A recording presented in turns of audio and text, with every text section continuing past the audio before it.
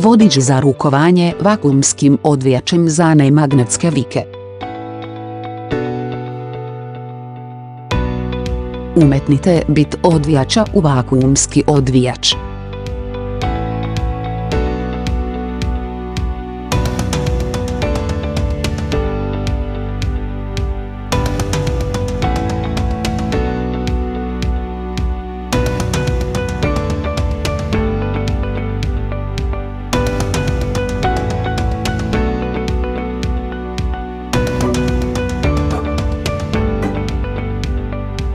Sastavite steznu glavu.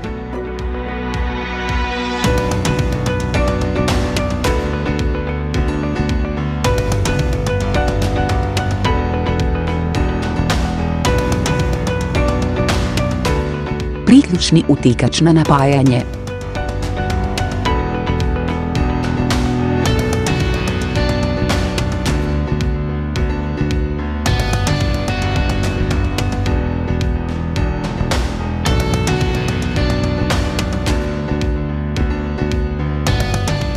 Spajanje ovog kraja kabela na odvijač.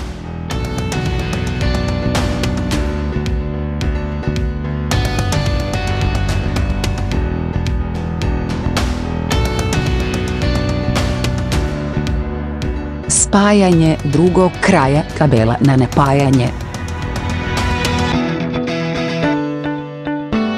Umetnite cijev za tišinu i zrak u generator vakuuma.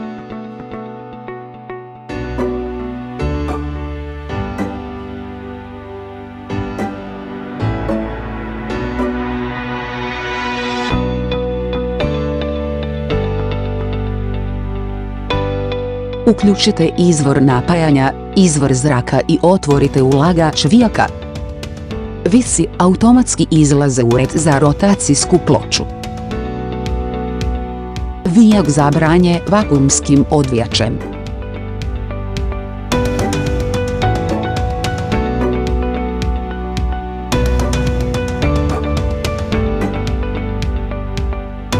Posebno dizajnirana stezna glava za duboku rupu za vijak.